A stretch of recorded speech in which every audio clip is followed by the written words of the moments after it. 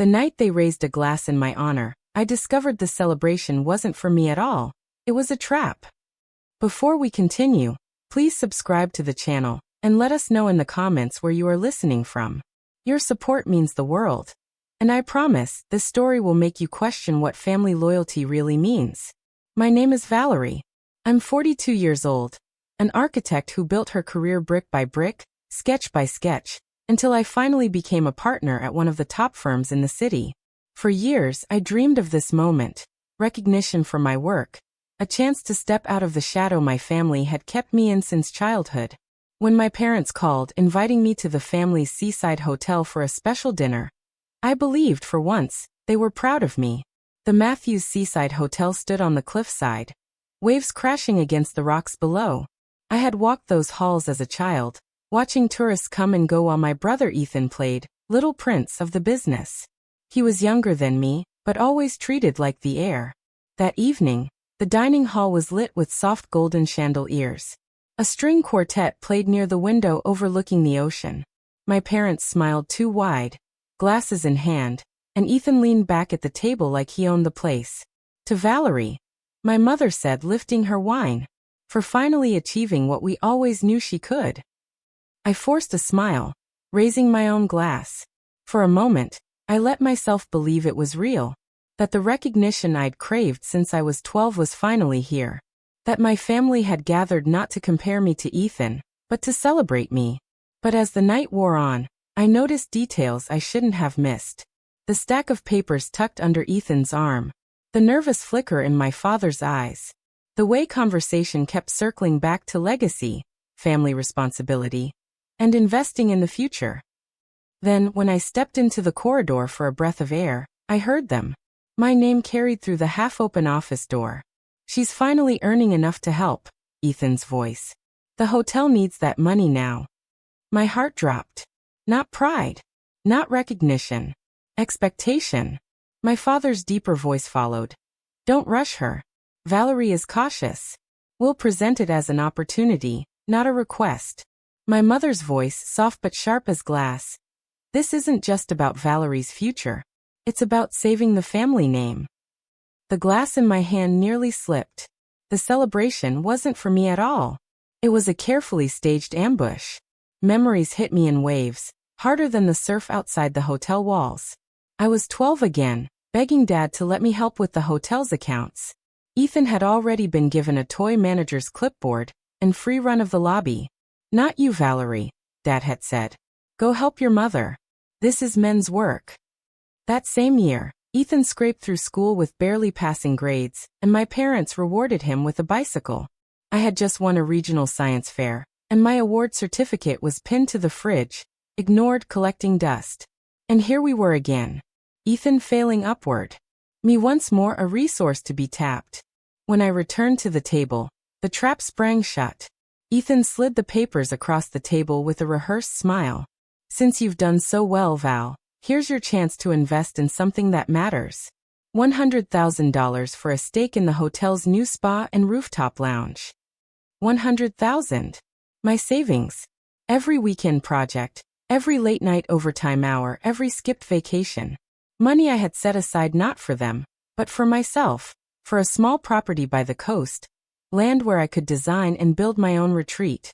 I looked at the pages. Ownership agreements. Ethan's name everywhere. My name nowhere. My father cleared his throat. "Your brother has poured his soul into this place. You've always been more cautious, Valerie, but now is the time to step up. Legacy isn't built by individuals. It's built by family." My mother added, "Would you put a vacation home above your family's future?" I didn't answer immediately. Inside, I was trembling. But somewhere beneath the fear, something steadier began to rise.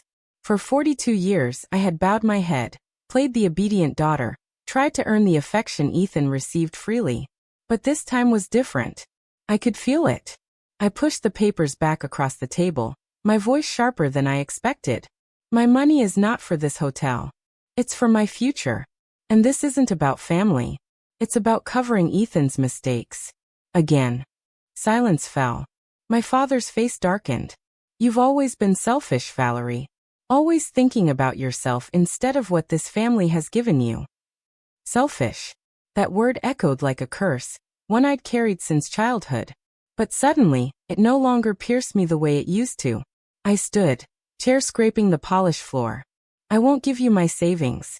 Not 1 cent. Ethan's voice followed me, cold and sharp. Then maybe you shouldn't consider yourself part of this family's future. The threat landed. Exclusion. The punishment I'd feared my whole life. But as I walked out into the salt-scented night, something remarkable happened. For the first time, I didn't look back. They told me family meant loyalty, but loyalty always meant giving up my dreams for my brother. When I woke the next morning in the Seaside Hotel's guest room, the first thing I saw was my suitcase by the door untouched. My mother had insisted I stay overnight after the celebration. I'd agreed only because driving back to the city in the middle of the night felt impossible. But the moment my eyes opened, the previous evening's voices came rushing back. She finally earns enough to help. Present it as an opportunity. $100,000. I sat up, staring at the ceiling fan spinning lazily above me. My chest was heavy, not with surprise anymore, but with something colder, recognition. They had never changed. It's strange how betrayal doesn't just sting in the present. It opens doors you thought you'd long since locked. I remembered being a little girl, maybe 8 years old, tugging on Dad's sleeve while he gave Ethan a tour of the hotel's lobby. My brother was 5, barely old enough to read the signs on the reception desk, but he was already being shown the ropes. "Daddy, can I help?" I'd asked, notebook in hand, eager to copy down everything. Dad had smiled, but not kindly. "Go help your mother in the kitchen, Valerie. This is business." That night, Ethan spilled juice all over the guestbook. Instead of scolding him, Dad had laughed and ruffled his hair. Meanwhile, I'd won first place in my art class competition and taped the certificate to my bedroom wall. No one ever mentioned it. As the years passed, Ethan's failures grew, but so did the family's excuses. When he nearly flunked out of high school, they threw him a party for finding his true calling in hospitality. When he dropped out of community college, Dad framed it as getting hands-on experience at the hotel. And when he burned through a small business loan meant for renovations, my parents told everyone he was innovating. Meanwhile, I worked part-time jobs to pay for my architecture degree. My hands blistered from carrying trays at diners, while Ethan lounged at the hotel pool with friends. No matter what I did, Ethan was the future of the family. I was just there. Useful when needed, ignored when not. After dressing, I wandered the hotel's property, hoping the salty breeze might clear my thoughts. But everywhere I looked, I saw Ethan's fingerprints, and his mistakes. The spa expansion? Nothing but an empty concrete shell by the cliff. Rusting rebar jutting out like broken bones. The rooftop lounge? A half-finished wooden deck, warped by months of neglect. The guest rooms? Peeling paint, outdated furniture, staff stretched thin because Ethan insisted on cutting corners. I passed a family checking in at the reception desk. The mother frowned at the stained carpet. The father whispered something about never again. My stomach twisted. How could my parents ask me to pour my savings into this sinking ship and call it a legacy? When I returned to the dining hall, Ethan was already there, sipping espresso like a prince surveying his kingdom. My parents sat on either side of him, papers spread across the table. "Valerie," my mother began too sweetly, "we know yesterday's discussion was overwhelming, but think of this as your chance to truly be part of the family business." I pulled out a chair but didn't sit. I already am part of this family. I don't need to buy my way in. Dad's eyes hardened. Legacy requires sacrifice. Your brother has dedicated his life to this hotel. You've built your career for yourself. Isn't it time you gave back? Ethan smirked, leaning back in his chair. "It's just money, Val. You'll make it back. Don't you want your name on something real, not just drawings in an office?" His words hit harder than I expected. Drawings in an office. Years of my career reduced to lines on paper. My temples throbbed. Mother pressed her hand to mine. "Think of your grandmother. She wants to see the family united before she passes. What will she think if you refuse?" There it was, the trump card. Love weaponized as guilt. But something in me shifted.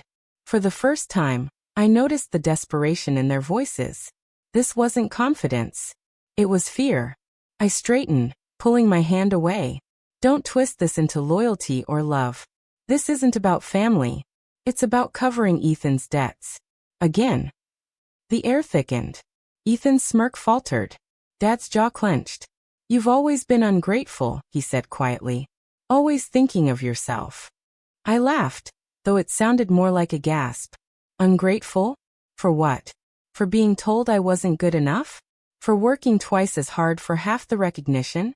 For cleaning up Ethan's messes while you called him a genius? The silence that followed wasn't heavy. It was hollow. I walked out before they could answer. Down the corridor lined with faded family portraits. Ethan as a child in his first suit. My parents smiling proudly behind him. There were no portraits of me. As I passed the spa ruins again, something settled in my chest. Not anger this time, but clarity. If they saw me as nothing more than a wallet, then maybe it was time to stop playing the role of the dutiful daughter. I pulled out my phone, scrolling through listings I'd saved for months. Properties along the coast, land waiting for someone to build something new. My something. For the first time in years, I smiled. They said I was selfish for protecting my dreams, but when I discovered how far they'd go to take my money, I realized it wasn't just pressure. It was sabotage. Do you think family has the right to demand your savings for a business you never believed in? The email arrived on a rainy evening. I was back in the city, sitting at my drafting table, pencil in hand, when the notification popped up on my laptop. At first, I thought it was spam. The subject line read, "Regarding strategies to secure Valerie's contribution." But when I clicked it open, my stomach dropped. It was a thread, forwarded to me by mistake, between my parents, Ethan, and our family's lawyer. Presented as an opportunity, not a request. Valerie has always been cautious with her finances. This promotion puts her in a position to finally contribute to the family legacy. Let's frame it as her stake in the hotel. 100,000 for 10%. And then Ethan's message, bold and dismissive. We'll call it Ethan's rooftop lounge in the paperwork. After all, I've kept the business alive while she's been building her little career. My fingers trembled above the keyboard. Little career. Decades of sacrifice, reduced to 2 careless words. The next day, my phone buzzed with notifications. A Facebook post from Ethan. Family support makes dreams come true. Excited to announce expansion plans for the Matthews Seaside Hotel. Beneath it. So proud of you, Ethan. Cousin Melissa. Family first. Valerie will surely support her brother. Aunt Joanne. A good sister always helps her brother succeed. Uncle Stephen. My name was written into the narrative without my consent. To the outside world, I had already agreed. I closed the app before I could type something I'd regret. But the comments clung to me like salt air, bitter and stinging. The phone rang nonstop that week. Valerie, dear. Aunt Martha's voice cracked through the line. I gave 50,000 last year. Surely you can manage 100. It's for the family. You're not thinking clearly, Uncle Robert chided. Ethan's building something bigger than all of us. Don't ruin it with hesitation. Even my grandmother's nurse left a message. Your grandmother hopes you'll consider what family unity means to her at her age. Unity. The word twisted like a knife. Unity had always meant Ethan at the center and me on the sidelines. By Thursday, the real blow landed. My mortgage officer called.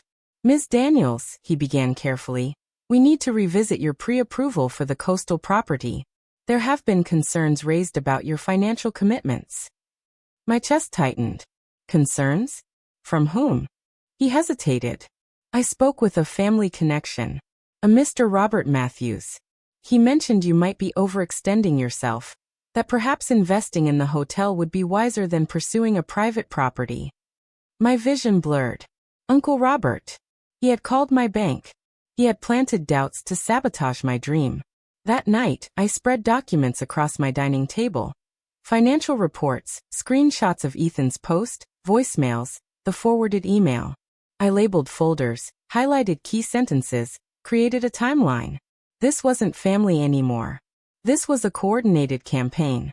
I secured my accounts, changed passwords, and placed fraud alerts with the credit bureaus. If they wanted to treat me like an ATM, I would treat them like adversaries. And yet, in the midst of the chaos, something remarkable happened. My real estate agent, Sandra, called with news. The coastal property I'd been eyeing had dropped in price. 10% lower, suddenly within easier reach. Sometimes the universe makes the choice for you, she laughed. And Valerie, you'll love this. The ridge where it's located? Locals call it Independent Ridge. Independent. The word felt like a lighthouse through the storm. But just as hope flickered, a knock came at midnight. When I opened my apartment door, my mother stood there, clutching a bottle of vintage wine. 1981 Reserve, she said, pressing it into my hands. The year you were born. We saved it for a special occasion. It should be yours if you choose to invest. The implication was clear. This wasn't a gift. It was bait. A bribe disguised as tradition. I set the bottle on the counter and met her eyes. My future isn't for sale. Not even to my family. Her smile faltered, but only for a second. Don't be dramatic, Valerie. This is about legacy. No, I whispered, my voice steadier than ever. It's about Ethan. It always has been. For the first time in my life, I asked her to leave.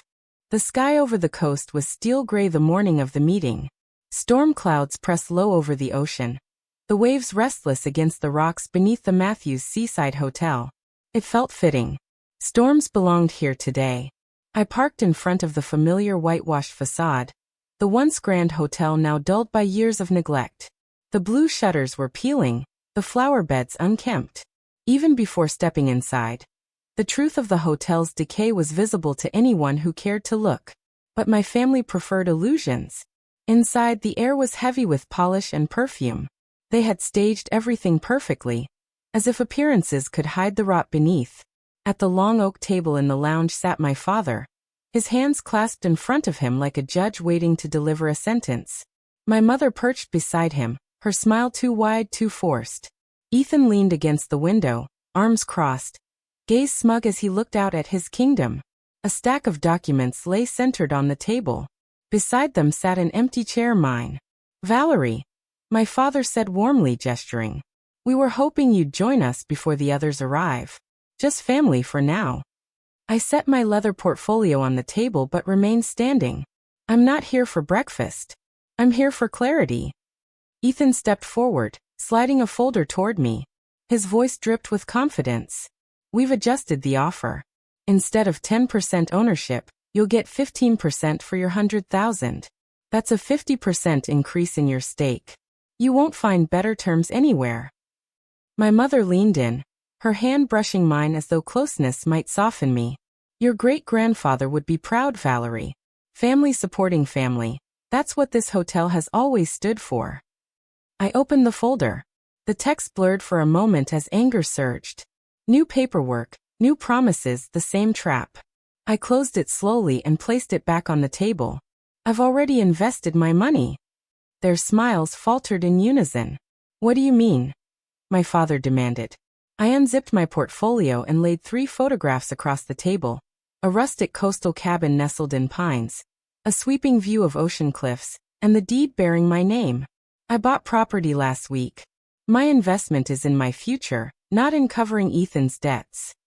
Silence. For a moment, only the hum of the ceiling fan filled the room. My mother's voice was barely a whisper. You bought land without telling us? Just like you discussed my finances without telling me. I replied, steady now. The difference is I don't need your approval. Before anyone could answer, the doors opened. Aunts, uncles, cousins, even grandmother Helen filed in for the family reunion. They carried casserole dishes and bottles of wine, expecting laughter and togetherness. Instead, they walked into tension so thick it silenced the room. Perfect. I gathered my papers, took a breath, and faced the crowd. Since everyone is here, we should review the truth about this hotel before anyone talks about investing further. Uncle Robert frowned. The truth? I pulled out the first stack of documents, 10 years of hotel financial records I had spent nights combing through. For the past decade, the Matthews Seaside Hotel has operated at a profit margin of less than 3%. That's below industry standard. I slid copies down the table. Murmurs rose as relatives scanned the numbers. In 2019, there was a net loss of $40,000. In 2021, despite record tourism along the coast, profits barely scraped $15,000. Last year's debt load increased by 20%. Yet this proposal claims expansion will increase profits by 30%, without explanation. Ethan shot to his feet, his face red. You don't understand the business, Valerie. You sit in an office drawing pictures. I run this hotel with my hands in the dirt. I met his fury with calm. Then explain why the expense reports you filed with the bank don't match the ones you showed potential investors. Which version is true? The room erupted with whispers. Aunt Martha leaned forward, squinting at the highlighted sections. These numbers contradict each other. Ethan stammered, his jaw opening and closing without sound. For once, there was no ready excuse. This is manipulation, I continued, sliding another folder forward. Emails between Ethan, my parents, and the lawyer. Weeks of planning how to pressure me into giving up my savings. Not to save the hotel. To build Ethan's rooftop lounge. Gasps echoed. I saw Aunt Martha's face pale, Uncle Robert's jaw tighten. Even my grandmother, frail in her chair, leaned forward with rare fire in her eyes. Is this true? Uncle Robert asked, his voice low but sharp, directed at my father. My father's cheeks flushed crimson. Families plan together. We've always made decisions this way. No, I said firmly. You've always made decisions for Ethan. And when those decisions fail, you turn to the rest of us to clean up the mess. Ethan slammed his palm against the table. This is about family legacy. You think your cabin drawings matter more than 4 generations of Matthew's work. I looked him in the eye, my voice steady. I think my future matters. And if this hotel is truly a legacy worth saving, then let it stand on its own merit, not on manipulation and stolen savings. The murmur swelled. Aunt Martha whispered to Uncle Robert. Cousin Stephanie looked down, suddenly ashamed. The illusion of unity was cracking. Then, a voice no one expected cut through the noise. Enough. Every head turned. Grandmother Helen had risen shakily to her feet. Her hands trembled, but her voice did not. I gave this family my life. I watched you praise Ethan for failures and punish Valerie for successes. And now I see clearly, this hotel is no legacy. It's a chain around your necks. Her gaze shifted to me. Valerie, do what you must. You owe this family nothing. The room froze. My grandmother had always been the silent enforcer of family unity. Her words now struck like lightning. Ethan's composure shattered. You don't understand, Grandma. The bank is threatening foreclosure if we don't expand. We need these investments now, or it's over. Gasps filled the room. Foreclosure. The word hung heavy. Uncle Robert turned on him. You never mentioned foreclosure. You told us expansion would double profits. Which is it? Ethan stuttered, his confidence bleeding out like water through a cracked glass. My parents shifted uneasily, their carefully constructed facade slipping. I gathered my papers into my portfolio. So even if I gave you my $100,000, it wouldn't save this hotel. You'd need 5 investors at least. You've been lying to everyone. The silence that followed was deafening. Faces around the room hardened, some with anger, some with shame, others with reluctant respect directed at me. I looked around the table one final time. My parents' eyes were glassy with fury. Ethan's face was blotched red, his fists clenched. But I no longer feared their judgment. I won't invest in lies, I said softly but firmly. Not with my money. Not with my life. Then I turned and walked toward the door. My heart hammered, but my steps were steady. Behind me, voices rose, angry, pleading, desperate. But I didn't look back. For the first time in my life, I didn't care how they reacted. As I stepped outside, the sea air filled my lungs. The storm had broken, rain beginning to fall, but I welcomed it. Each drop felt like a baptism, washing away years of guilt and manipulation. I had chosen. My future was mine. Sparkles, they said I'd lose my family if I didn't give them everything. But in the end, I realized I wasn't losing family. I was finally losing my chains. What would you choose if you had to decide between your own dreams and your family's demands? I didn't sleep that night. After the storm of the confrontation, I sat in my apartment with the city lights flickering outside my window. My phone buzzed again and again. Voicemails from my mother, angry texts from cousins, Ethan's desperate message. "We need to talk privately. I have a new proposal." I didn't answer. I couldn't. The weight of years pressed against me. But something stronger was rising inside. A calm I had never known. The following morning, the world felt strangely quiet. No calls, no knocks at the door. Only the sound of my coffee machine sputtering in the kitchen. I checked my email half expecting another ambush. But instead, I found something different. My real estate agent, Sandra, had sent me photos of Independent Ridge. The cabin I had purchased, the land stretching toward the horizon, the cliffs overlooking the endless sea. Each photo whispered the same truth. You did this.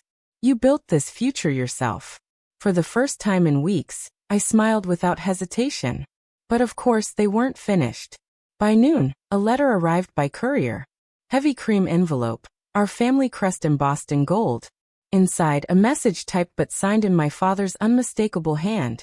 Valerie, you've embarrassed this family enough. Refusing to invest is one thing. Airing private financial details in front of relatives is unforgivable. If you choose to separate yourself from us, know this. You are no longer considered part of the Matthews family. The hotel is our legacy, not yours. Do not expect inheritance, recognition, or place at our table. The words might have broken me once. They might have kept me obedient, desperate to prove I belonged. But instead I laughed. Out loud, bitter and sharp, but free. Because here was the truth. I no longer needed their table. I was building my own. Over the following weeks, news trickled in. Investors withdrew interest. Rumors spread through town that the Matthews Seaside Hotel was drowning in debt. Staff hours were cut, reservations dropped, suppliers complained of unpaid invoices. One evening, Uncle Robert called me. His voice was tired, not angry. "Valerie, I think you were right. The numbers never added up. The bank's talking foreclosure now. Ethan is furious, but, well, people are finally seeing the truth." I closed my eyes, a mix of sadness and relief washing over me. Sadness for what the hotel could have been if it had been managed with honesty. Relief that I hadn't let them chain me to its sinking weight.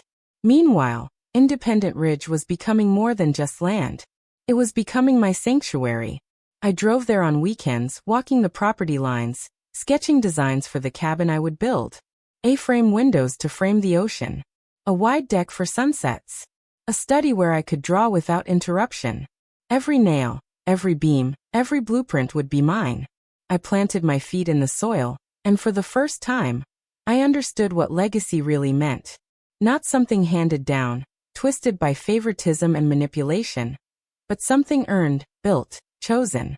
One Saturday afternoon, as I measured the ridge for construction, I heard tires on gravel. A familiar truck pulled up. Ethan. He stepped out, his once proud shoulders slumped, his face thinner than I'd ever seen it. For the first time, he looked less like the golden child and more like a man crumbling under the weight of his own lies. "We need to talk," he said. I crossed my arms. I thought I made myself clear. His voice cracked. "The hotel, it's gone, Valerie.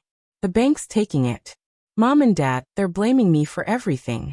I don't know where to go." For a moment, my heart twisted. He was still my brother. But then I remembered the years of stolen recognition, the ambush dinners, the sabotage of my mortgage.